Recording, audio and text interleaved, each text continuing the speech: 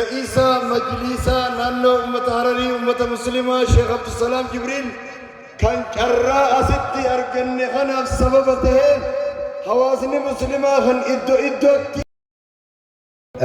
الحمد لله رب العالمين وبه نستعين على أمور الدين.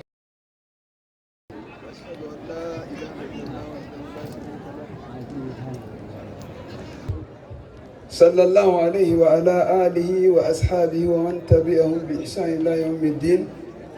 ثم أما بعد، السلام عليكم ورحمة الله وبركاته.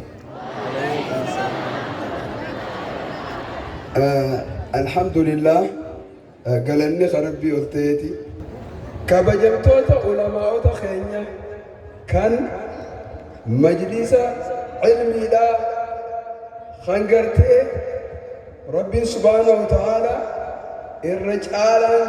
الرجالان بكي نمني أولو الرجالان بكي خيرين الراهي رمتو الرجالان بكي قرتي ربي برجالتمتو مجلس علميتي علماء تخينيا شيكا هنداو جتشورا خر ربي جتشا علمي تنبرتني ربي جتشا برسيسو جيران خميندان تكالين تكايس warri mindaa kafaluuf baasee akka barnoota kaaniitti qaxxaree hin jirre rabbi jecha warra dalagu kabajamtoonni kun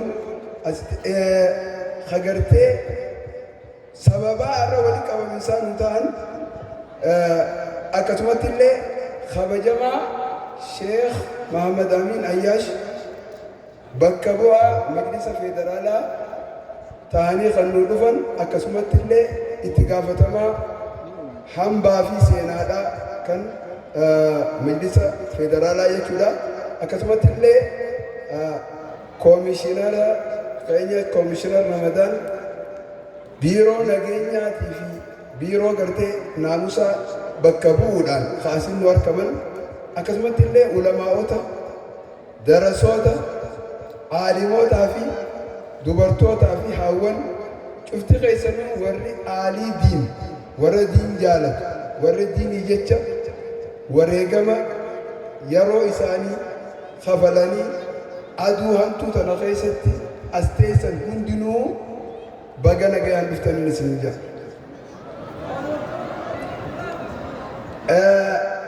Akkasumatti gaa Rabbiin subhaanahu wa ta'aalaa wanni nu dhaame tokkummaan wa'tasimuu bihablillaahi jamii'an walaa tafarraquu. Tokkummaadhaan dhaame jechuun Rabbi subhaanahu wa ta'aalaa tokkummaan sunnaa miti. Tokkummaan dalagaa takkaayis akkanumatti mee yoo dandeenye ja'anii miti. Tokkummaa jechuun waa hunda duraa jechuudha. Nama tokkummaa qabuutu tumsa Rabbii qabaa jechuudha. Kanumaafuu har'a majlisoonni keenya kun karaa salafus saalihii qabatanii tokkummaadhaan obboleessa jaalatee wal biratti har'aan tana kabajne jechuudhaan marii nuti irra gaggeessine qeebaluu isaaniitiin maqaa majlisa naannoo Harariitiin guddaan galateeffadhaa galatoomaan jaan. Allahu akbar. Allahu akbar. Akkuma waliigalaa jettu muslimni islaamni addunyaarra jiru hundinuu tokko. Ammoo quba itti aanutti hidhanii akka islaama addunyaa tokko ta'uudhaaf nuti akka muslimtoota naannoo Harariitii tokko ta'uu dura nurraa eegame jechuudha. Waliif gallaami nama wallaasaa beekeetu haalii isaatis beekaa bara. Kanaafuu nuti akka muslima naannoo Harariititti hasabaa fi sablammiin adda waliin fille hawaan adda addaatiin adda fille muslimni hundinuu obboleeyyanii tokkummaa keenya irra agarsiisuudhaan adawwii rabbii shayxaanaa fi cibraa isaa dallansiisuu keessaniin galatoomaan isin jaa. Allahu akbar.